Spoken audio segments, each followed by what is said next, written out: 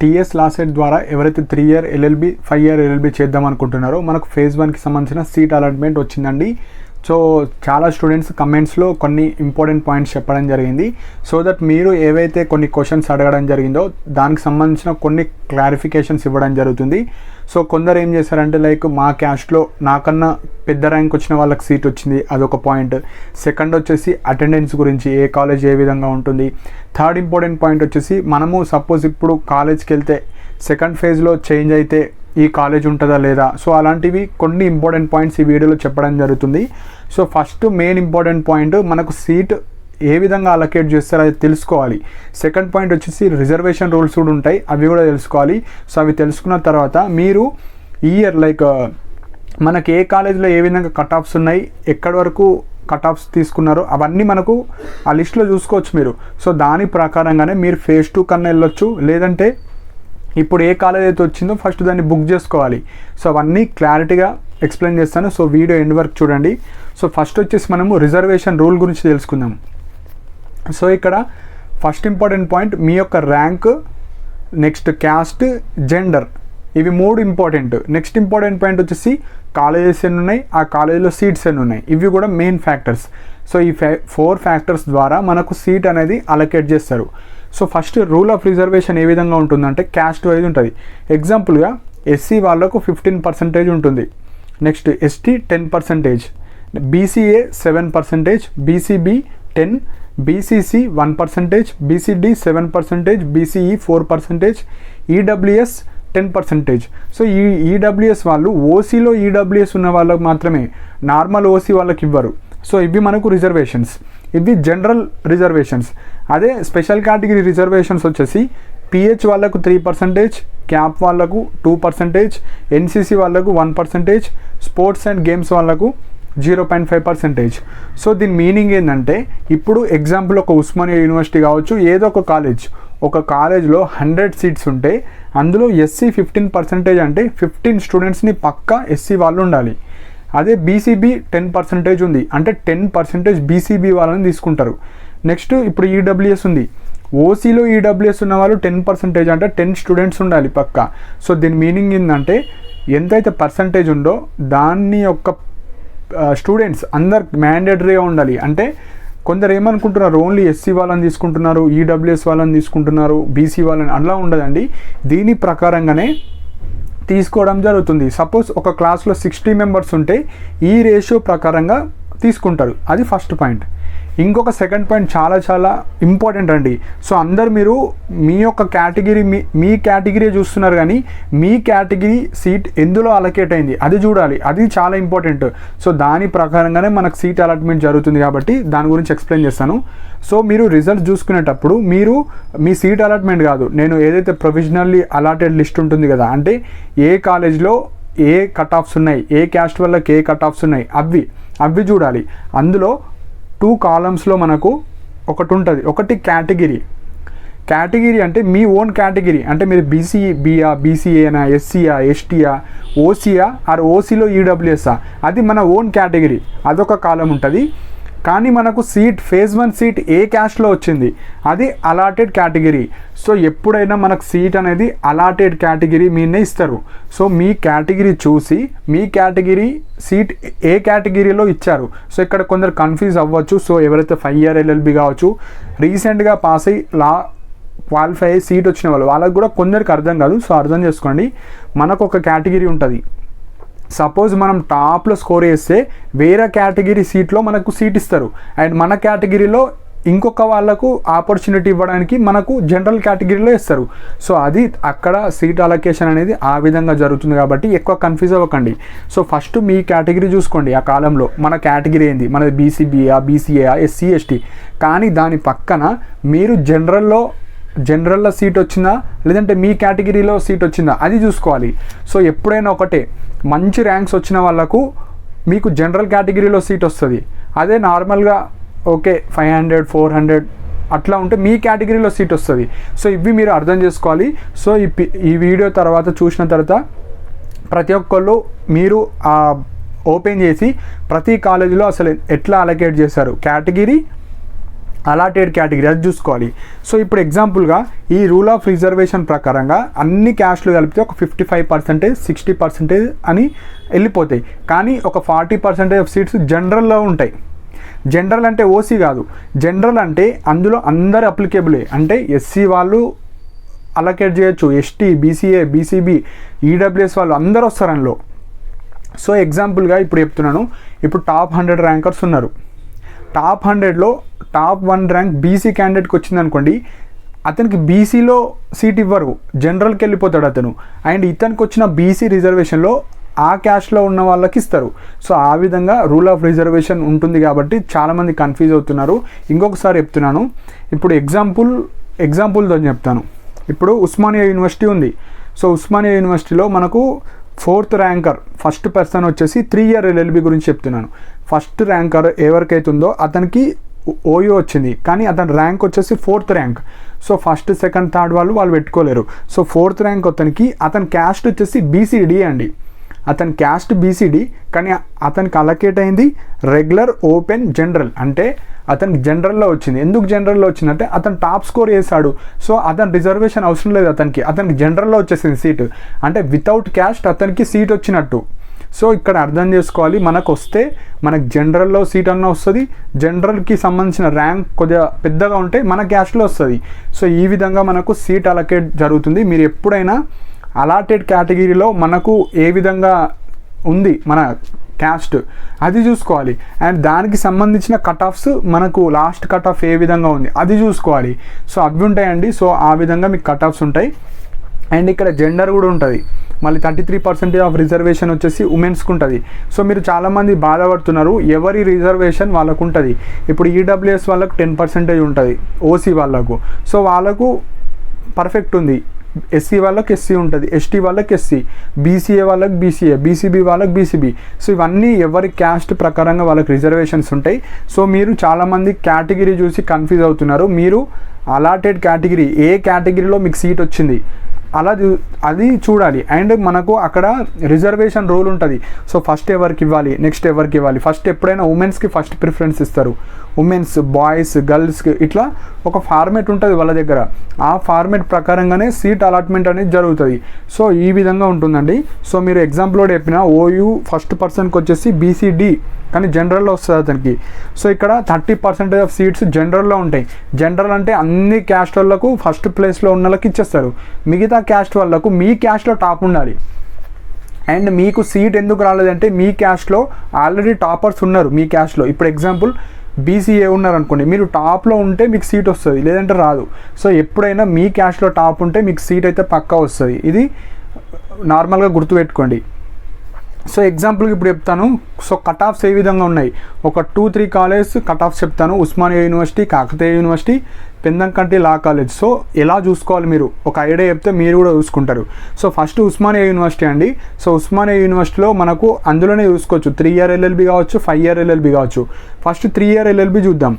అందులో total 62 సీట్స్ని phase 1కి ఇచ్చారు. ఆ 62లో కూడా మనకు స్టార్టింగ్ ర్యాంక్ 4th ర్యాంక్ ఉంది, లాస్ట్ ర్యాంక్ వచ్చేసి 1309.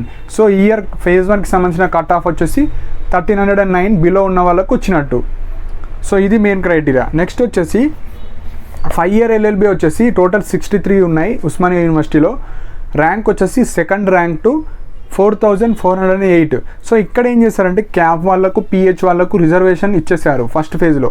సో ఇక్కడ స్పెషల్ కేటగిరీ వాళ్ళకు కూడా ఇచ్చారు కొందరికి సెకండ్ ఫేజ్లో ఇస్తారు. సో మీరు ఏం భయపడాల్సిన అవసరం లేదు, మీ రిజర్వేషన్ మీకే ఉంటుంది.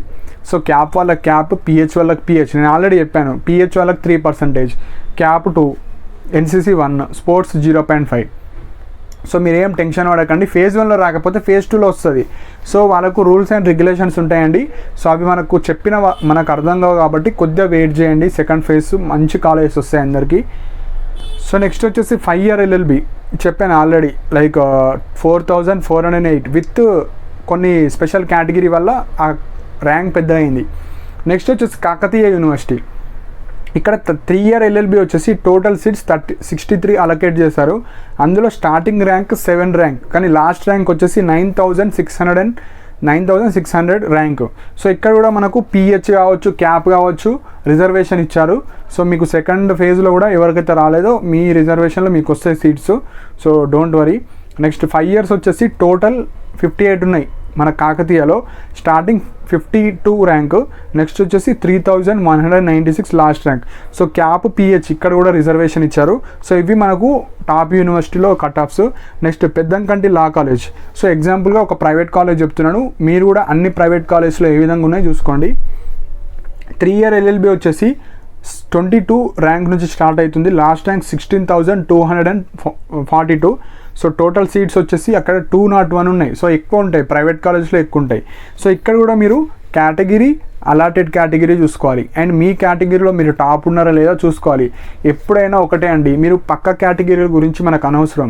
మీ కేటగిరీలో మీరు టాప్ ఉంటే పక్క ఏదో ఒక కాలేజీలో వస్తుంది. సో అది మనం గుర్తుపెట్టుకుంటే సరిపోతుంది. జనరల్లో ఎవరికి ఇస్తారంటే టాపర్స్కి, అంటే మీ క్యాస్ట్లో కన్నా మీరు మంచి పర్ఫామ్ చేస్తే, ఇప్పుడు టాప్ 100లో వచ్చిన వాళ్ళు, టాప్ 200 వాళ్ళందరూ జనరల్ కేటగిరీకి వెళ్ళిపోతారు. మిగతా మీరందరూ ఏం చేయాలి, టాప్ క్యాస్ట్లో టాప్ వస్తే మీకు సీట్ వస్తుంది. సో ఈ విధంగా మనకు కట్ ఆఫ్స్ ఉంటాయి.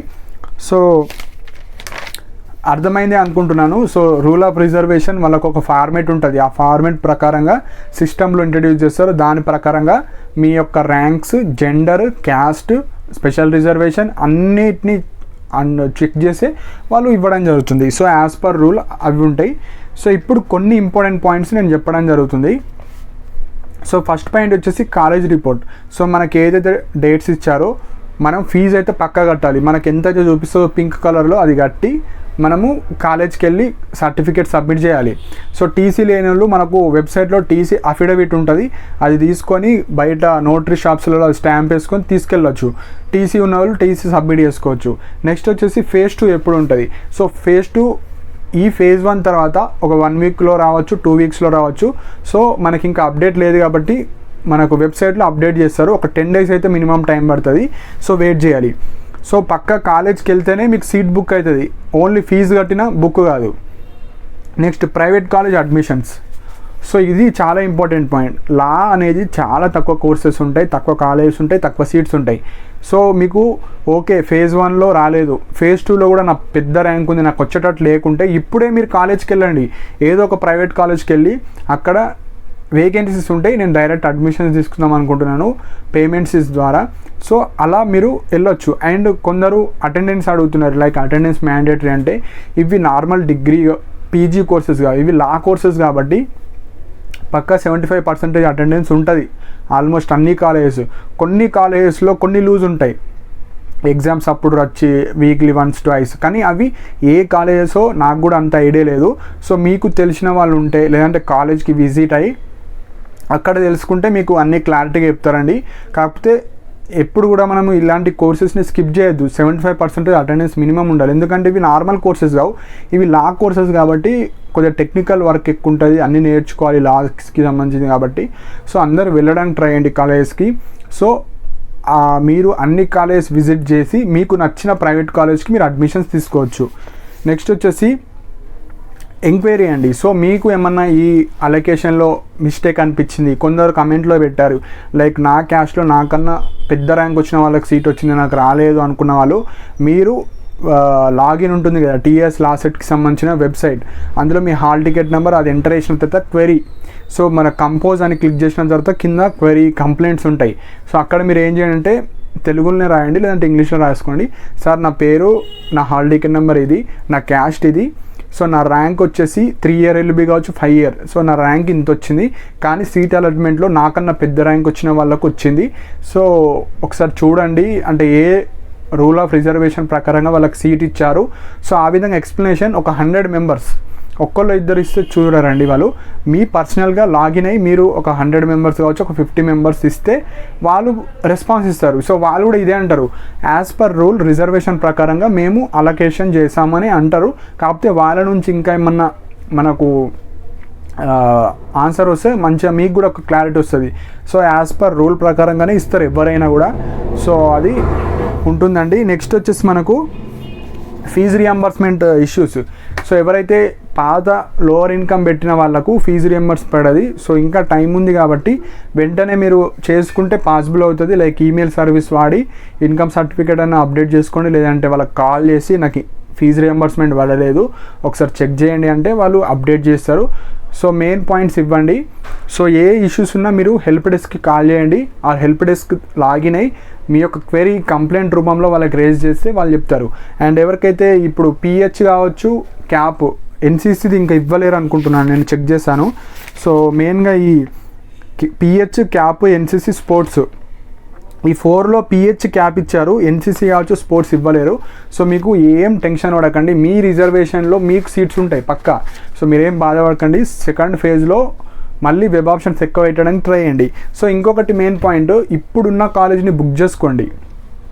మీరు టీసీ ఇచ్చేసి బుక్ చేసుకుంటే ఫేజ్ 2లో కాలేజ్ చేంజ్ అయితే ఆ కాలేజ్ వెళ్తారు, చేంజ్ అవ్వకపోతే ఇదే కాలేజ్ ఉంటుంది. సపోజ్ ఈ కాలేజ్లో అసలు వెళ్ళలేరు మీరు, నెక్స్ట్ ఫేజ్ 2 మొత్తానికి సీట్ రాకపోతే అసలు మనకు లా సీట్ రాదు కదా. సో ఈ మిస్టేక్స్ చేయకండి. మీకు పక్కా లా చేయాలనుకుంటే ఎక్కడైనా సేమ్ ఉంటుందండి, మీ ఓన్గా మీరు చదువుకోవాలి. మీకు ఫైనల్ లాకి సంబంధించిన సర్టిఫికేట్ కావాలి, ఏ కాలేజీలో చదివాము అది సెకండరీ, కానీ ఫస్ట్ మనకు సీట్ ఇంపార్టెంట్. ఎందుకంటే తక్కువ సీట్స్ ఉన్నాయి, తక్కువ కాలేజెస్ ఉన్నాయి కాబట్టి ఎవరైతే పక్కా లా చేద్దాం అనుకున్న వాళ్ళు మీరు సెకండ్ ఫేజ్ అన్న పెట్టుకోండి, లేదంటే వచ్చిన కాలేజీలో జాయిన్ అవ్వండి, లేదు అంటే డైరెక్ట్ ప్రైవేట్ కాలేజ్కి వెళ్ళి మేనేజ్మెంట్ కోటాలో సీట్స్ అన్న తీసుకోండి. ఆ ఫీ స్ట్రక్చర్ కూడా వాళ్ళని అడిగి తెలుసుకొని కాలేజ్ ఎట్లుంటుంది, అటెండెన్స్ కావచ్చు, అన్నీ మీరు వాళ్ళకు కాల్ చేయొచ్చు. అండ్ ఇంకొకటి, మనకు ఏ కాలేజ్ గురించి ఇన్ఫర్మేషన్ కావాలంటే ప్రతి కాలేజ్కి ఒక వెబ్సైట్ ఉంటుంది. ఆ వెబ్సైట్ ఓపెన్ చేసినందాక కాంటాక్ట్ అస్ ఉంటుంది. సో మీకు ఏమైనా డీటెయిల్స్ కావచ్చు, ఫీ స్ట్రక్చర్ ఏ విధంగా ఉంటుంది, మేనేజ్మెంట్ సీట్స్ ఎంత కాస్ట్ ఉంటాయి, అవన్నీ మీరు కాల్ చేసి వాళ్ళకి కనుక్కోవచ్చు. లేదు అంటే మీరు కాలేజ్కి విజిట్ చేసి మొత్తం డీటెయిల్స్ మీరు కనుక్కోవచ్చు. సో ఇవ్వండి. సో అన్ని ఇంపార్టెంట్ పాయింట్స్ కవర్ చేశానని అనుకుంటున్నాను. మీకు రూల్ ఆఫ్ రిజర్వేషన్ డౌట్స్ ఉంటే మీరు వెబ్సైట్ ద్వారా లాగిన్ అయ్యి మీరు వాళ్ళకు క్వశ్చన్ చేస్తే వాళ్ళు డీటెయిల్గా ఆన్సర్స్ ఇవ్వడం జరుగుతుంది. సో ఇంకా మీకు ఏమైనా పర్సనల్ గైడెన్స్ కావచ్చు, ఇంకా ఏమైనా మీకున్న ఏమైనా డౌట్స్ ఉంటే కింద ఎవరైతే నన్ను సబ్స్క్రైబ్ చేసుకున్న వాళ్ళ కోసం నేను ఒక లైక్ కెరీర్ గైడెన్స్ అనేది కింద మెన్షన్ చేశానండి. సో ఇంట్రెస్ట్ ఉన్న వాళ్ళు జాయిన్ అవ్వండి. సో మీకు ఏమన్నా పర్సనల్ డౌట్స్ ఉంటే అండ్ ఇంకా ఏమైనా క్లారిటీ లేకపోతే, లేదంటే ఇంకా ఏమైనా గైడెన్స్ కోసం చూసేవాళ్ళు జాయిన్ బటన్ ఉంటుంది. సో జాయిన్ బటన్ క్లిక్ చేస్తే మీకు జస్ట్ ఒక 29 రూపీస్ పే చేయమని ఉంటుంది. సో ఆ 29 రూపీస్ లైక్ యూట్యూబ్ వాళ్ళు తీసుకుంటారు, అందులో నుంచి ఒక 20 రూపీస్ నాకు ఇస్తారు, 10 రూపీస్ వాళ్ళు తీసుకుంటారు. సో స్టూడెంట్స్కి ఇంకా ఏమైనా డౌట్స్ ఉంటాయి కదా కొందరికి, సో ఇంకా కెరీర్ పరంగా కావచ్చు, ఇంకా ఏమైనా ప్రైవేట్ లా కాలేజ్ ఎట్లా విజిట్ చేయాలి, సో ఇంకా పర్సనల్ డౌట్స్ ఏమైనా ఉంటే మీరు నాతో చాట్ చేయొచ్చు. సో అవి కూడా ఎవరికి కనిపించవు. సో మీరు ఎన్నైనా క్వశ్చన్స్ అడగచ్చు, నేను మీకు గైడెన్స్ ఇవ్వడం జరుగుతుంది. సో ఇంట్రెస్ట్ ఉన్న వాళ్ళే తీసుకోండి, లైక్ జెన్యున్గా డౌట్స్ ఉన్న వాళ్ళు. అందుకే నేను తక్కువ ప్రైజే ఉంటుంది, అది 29 రూపీస్ కావచ్చు, అందరికి అఫోర్డబుల్ ఉండేటట్టే పెట్టాను. సో జెన్యున్ డౌట్స్ ఉన్న వాళ్ళు తీసుకోండి. లాకి సంబంధించిందే కాదు, వేరే కెరీర్ ఆప్షన్స్ కావచ్చు, మీకు ఎడ్యుకేషన్ రిలేటెడ్ ఏమైనా డౌట్స్ ఉంటే తీసుకోండి, లేదంటే అవసరం లేదు. ఎందుకంటే నేను వీడియోస్లో అన్ని ఇంపార్టెంట్ పాయింట్స్ చెప్తున్నాను, కమెంట్స్ అన్నీ చూసి అందులో నుంచి అందరికీ యూజ్ అయ్యేటట్టు చేస్తున్నాను కాబట్టి ఓన్లీ నెసెసిటీ ఉన్నోళ్ళు తీసుకోవచ్చు, లేదంటే అవసరం లేదండి. సో ఇంకా ఏమైనా డౌట్స్ ఉంటే కింద కమెంట్ సెక్షన్లో మెన్షన్ చేయండి. ఏమైనా మీకు పర్సనల్గా డౌట్స్ ఉంటే వాళ్ళకి కాల్ చేయొచ్చు, రూల్ ఆఫ్ రిజర్వేషన్ కావచ్చు ఏమన్నా. సో సెకండ్ ఫేజ్లో మంచి ఎక్కువ వెబ్ ఆప్షన్స్ పెట్టండి. సో లా చేద్దాం అనుకున్న వాళ్ళకి 2 ఆప్షన్స్, ఒకటి కౌన్సిలింగ్ ద్వారా వెళ్ళొచ్చు, ఒకటి మేనేజ్మెంట్ అండి. లేదంటే నెక్స్ట్ ఇయర్ లా రాసుకోవచ్చు, కానీ అంత ఓపిక ఎవరికి ఉండదు మళ్ళీ 1 ఇయర్ అంటే. సో ప్రాపర్ డెసిషన్ తీసుకోండి. సో ఇంకా ఏమైనా డౌట్స్ ఉంటే కింద కమెంట్ సెక్షన్లో మెన్షన్ చేయండి. అండ్ ఇలాంటి అప్డేట్స్ కోసం నా ఛానల్ని సబ్స్క్రైబ్ చేసుకోండి. And thank you for watching my video.